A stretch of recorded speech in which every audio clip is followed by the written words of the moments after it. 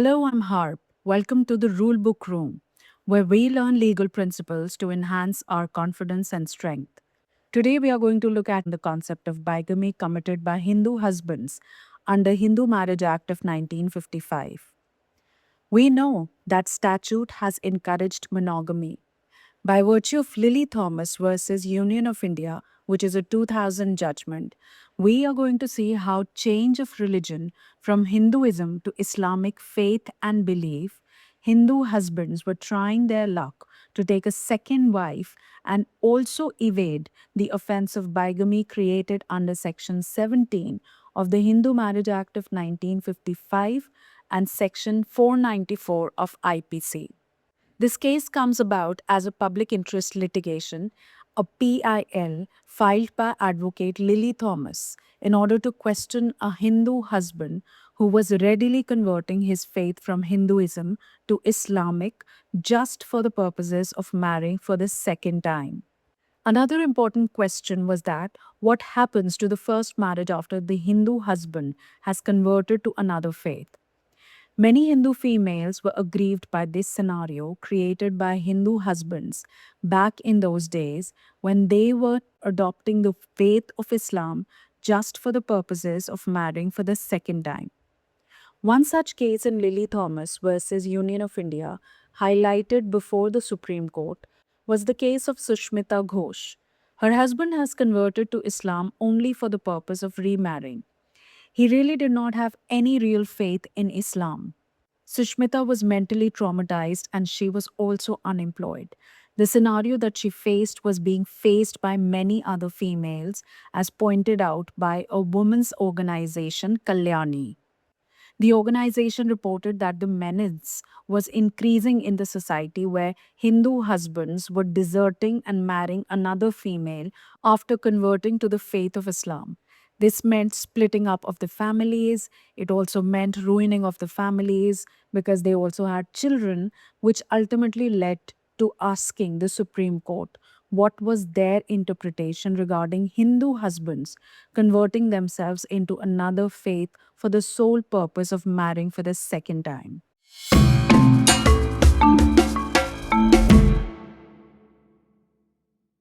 Sushmita Ghosh was able to show many evidence regarding her husband's conversion into Islamic faith for remarrying. He told her that he is fixed to marry one Vinita Gupta. Sushmita Ghosh showed documents like birth certificate highlighting her husband's religion as Hindu.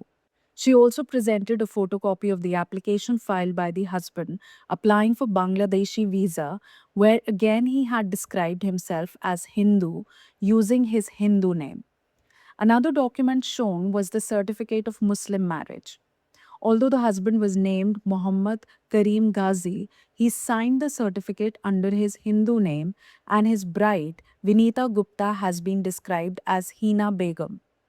Her brother Kapil Gupta was the witness of this marriage. If you carefully notice, the essentials of Muslim marriage were drastically defied in this particular case. But the Hindu husband in this case took the contention that he is being deprived of his fundamental right to freedom of religion provided under Article 25 of the Indian Constitution. But court, after scrutinizing all the evidences, comes to this conclusion that it appears that conversion of Islam was not the result of exercise of right to freedom of conscience. Rather, it was a sham or a fraud that was committed on the Indian Constitution. I'm going to read verbatim paragraph 38 of this judgment to you. Religion is a matter of faith stemming from the depth of the heart and mind. Religion is a belief that binds the spiritual nature of man to a spiritual being. It is an object of conscientious devotion, faith, and pietism. Devotion, in its fullest sense, is a consecration and denotes an act of worship. Faith, in the strict sense, constitutes firm reliance on the truth of religious doctrines in every system of religion. Religion, faith, or devotion are not easily interchangeable. If the person feigns to have adopted another religion just for some worldly gain or benefit, it would be religious bigotry. On reading this passage, what becomes clear for us is that any religion should be accepted from our heart. Religion is our connection with a supernatural supreme power. If one is only pretending or putting up a sham to gain something out of religious faith, it is nothing but religious bigotry. It means that one only wanted to adopt that faith to gain something out of it. It means one is only selfish enough to adopt the religious faith for worldly gains, which is a disrespect to people who actually profess or practice that religion. Of course, in Lily Thomas' case, the court held that husband was guilty of bigamy under section 494 of IPC. Supreme Court observed that second marriage is void because the first marriage under the Hindu Marriage Act of 1955 does not automatically dissolve the minute conversion is done by the accused husband. The reason why court understood that conversion automatically is not operating as dissolution of the first marriage is because Hindu Marriage Act of 1955 under section 13 provides conversion as a ground to dissolve the marriage. Particularly when we read clause 2 of subsection 1 of section 13, it provides that if a person ceases to be a Hindu, then the aggrieved spouse can file for a petition asking the court to grant a decree for divorce. So finally, in Lily Thomas, the court observed that in order to protect women's right, it was crucial to interpret that conversion by itself will not dissolve the first marriage.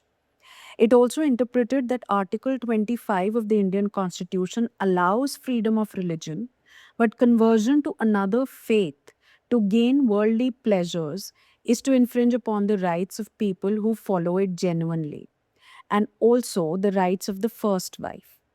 This judgment is very significant and it should be appreciated for bringing about the point that there should be a placement of uniform civil code in our society.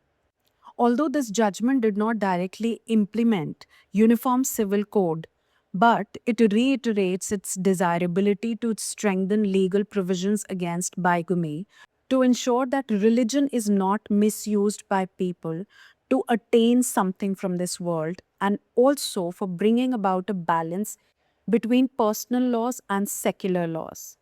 This judgment also had a profound legal impact on protecting dignity and equality of women against discriminatory practices.